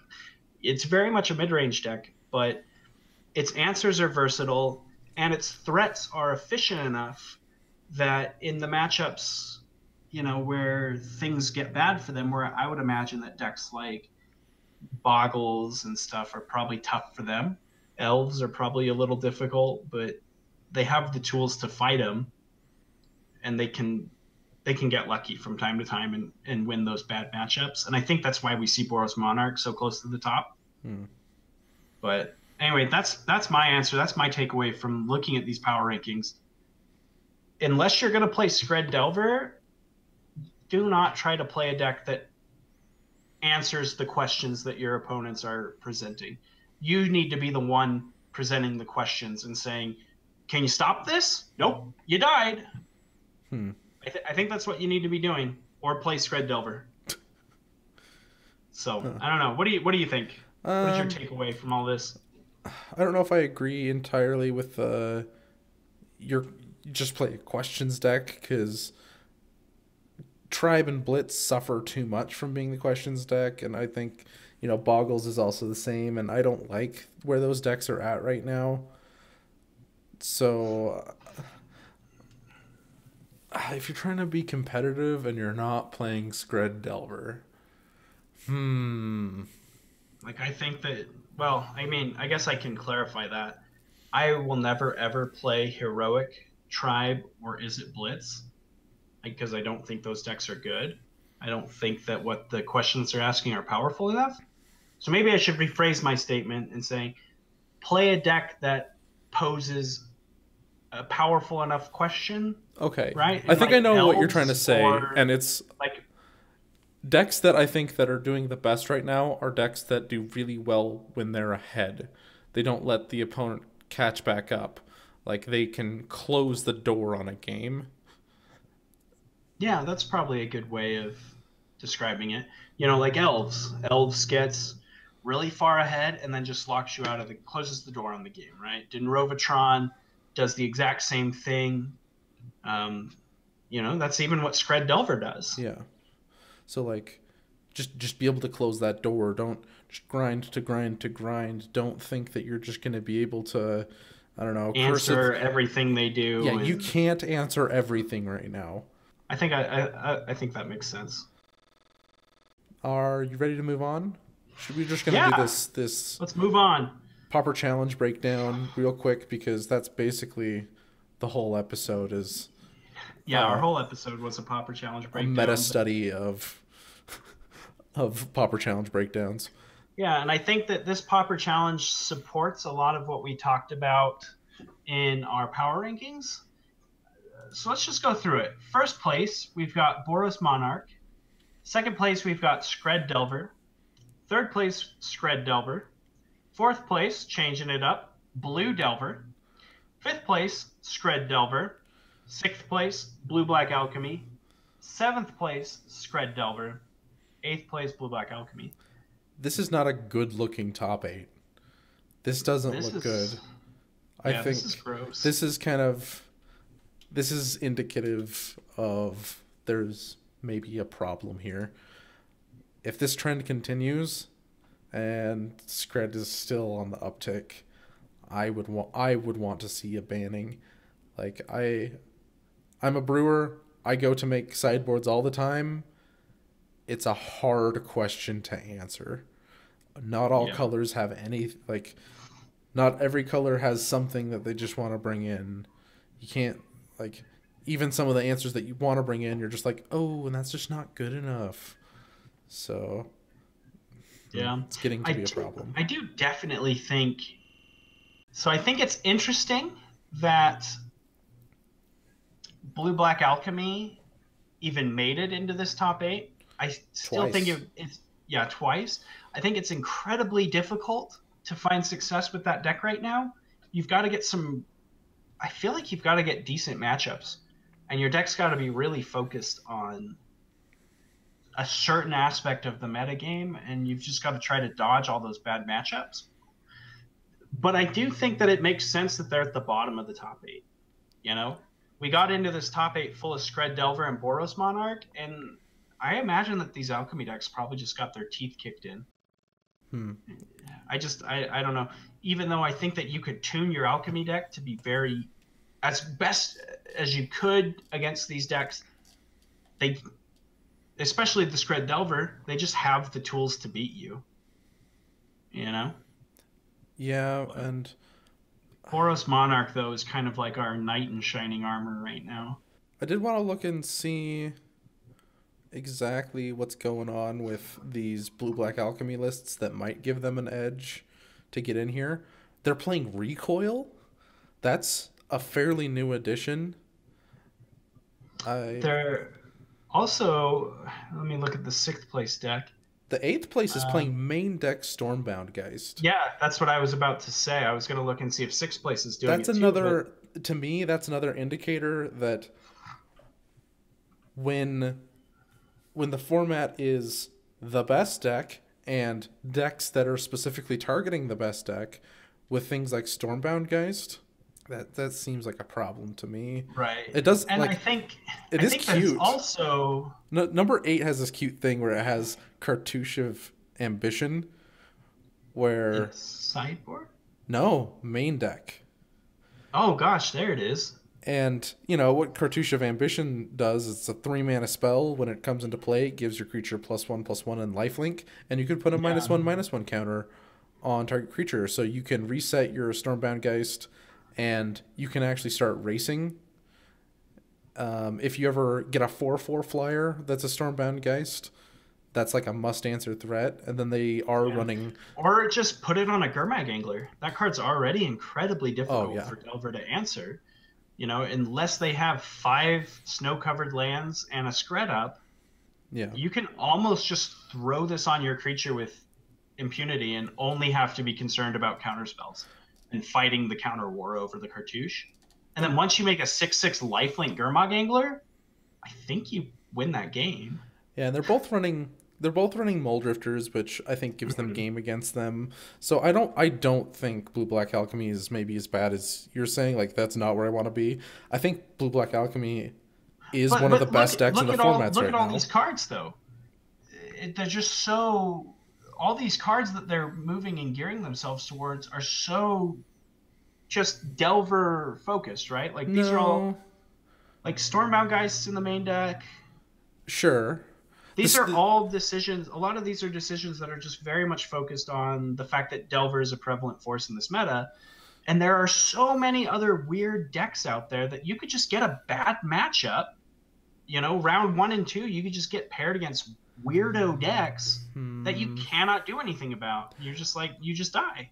But I think weirdo decks tend to have, like, a creature or two that they need to keep around. And, like, moving to recoil, I think, kind of solves that. They're getting to run... Now that black isn't, like, a bigger part of the format, Doomblade... Like, this one has 3 Doomblade in it. They know that against the mirror, they're going to be able to target a blue creature. And in every other matchup, Doomblade's just going to be an all-star. Okay. Yeah, well, I mean, these decks did break the top 8, so... Obviously, they did something right, and I don't know if it's just they dodged those weirdo matchups and played against a ton of Delver, but they still finished in the bottom of this top 8, which still says to me that, hey, they still got their butts kicked by Delver decks at the end of it. Yeah. You know? Anyway, it's Delver's world. We're just living in it, playing by their rules. I don't know. Do you got anything else that you kind of want to touch on with this Pauper challenge? No, it's kind of interesting that Boros Monarch won the whole thing. It beat out all these Scred Delver lists. Yeah, and I think that if a deck in this top 8 was going to win and it wasn't going to be Scred Delver, I would give it to Boros Monarch. Yeah. To win this top 8. It just, you know, like I said earlier, I think it's got the tools it needs to beat Delver, and, you know, with a little bit of luck and some skill, you can come out on top in that matchup. You can ink out those few percentage points that make a difference. Anyway, that's all I got, so I guess thanks for listening. This probably wasn't the funnest cast to listen to. We don't say that. Just talked about Scred Delver the whole time. I tried to, we tried to relate it back to other decks. Hopefully the information that we talked about here will help you out, whether that is to play Scred Delver or to find ways to beat Scred Delver, because honestly, that's like the ideal scenario, is we find a way to balance the format back out, and we can avoid a banning, but I don't know.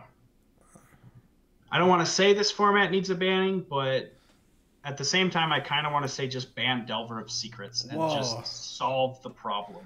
What? Just ban Scred. I don't know, man. I mean, do you remember how good Blue Delver was before Scred Delver became the thing? Because I feel like we'll ban Scred and we'll just go back to Blue Delver decks. And they probably won't be, I don't know, maybe they won't be as prevalent as Scred Delver decks are, but Blue Delver decks are still going to be It just breaks the rule. Like, cards aren't supposed to be better than Lightning Bolt in dealing damage unless they're like sorcery speed. Like, Flame Slash is supposed to be that, and then just Scred is weird. And I think that it's breaking a rule that shouldn't be broken, and it's causing a problem. Like, yeah, probably it. Man, you're probably right. Just Scred, but I don't know.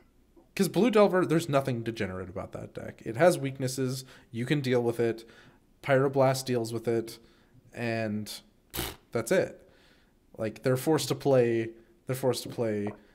Spire Golem, which you can now board in some artifact removal, and that's fine. But Scred Delver just checks all the boxes. It removes creatures, gets ahead, kills you quick. It counterspells, has an engine, has the best sideboard ever. Too many things. Okay.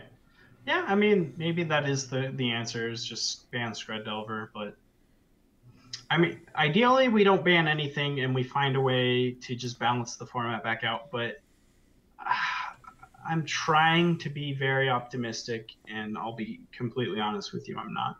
Yeah, same.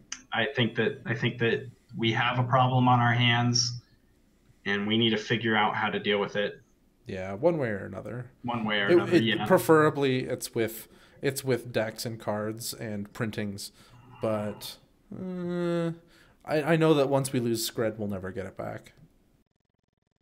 Yeah, and that's probably not an awful thing, but yeah, I don't know. Anyway, let's get off that topic. I don't know. I hate talking about bannings because the MTG players, Magic players, we just have this. A lot of players just have this mentality of, card's a problem, ban it. And even I have that problem too. I sit there in the back of my head and go, I wish they would just ban Solana Ledgewalker, even though that card is not an issue for the format. I just personally don't like it. Because you don't want to deal with it. Yeah, I don't want to put up with that garbage. But I think that it's a problem when we let it dictate how we approach problem solving in formats, right? Yeah. When we just think like, this is a problem, ban it so I don't have to be creative and find ways to beat it and to shape the meta. And that is not healthy. It doesn't really do anything to make you a better Magic player.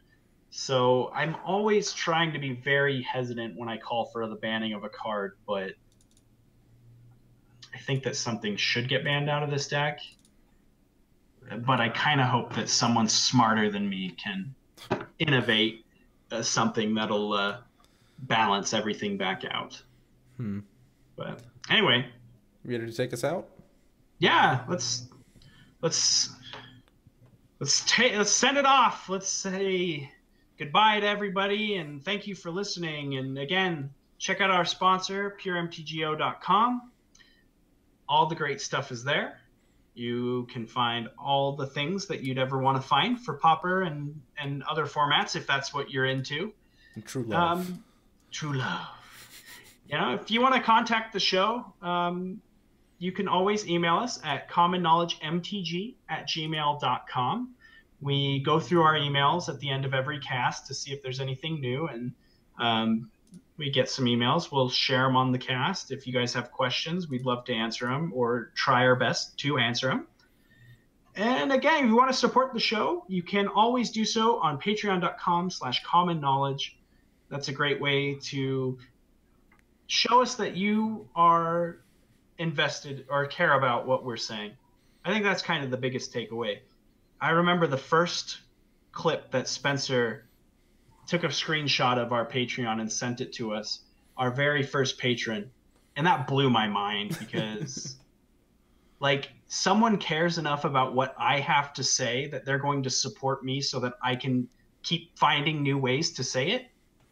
That's very cool, very humbling experience. But anyway, I don't want to get too sappy on you guys, but another great way to support the show is YouTube. Go follow, subscribe to the Constructed Criticism YouTube page. The show will always be put up on there.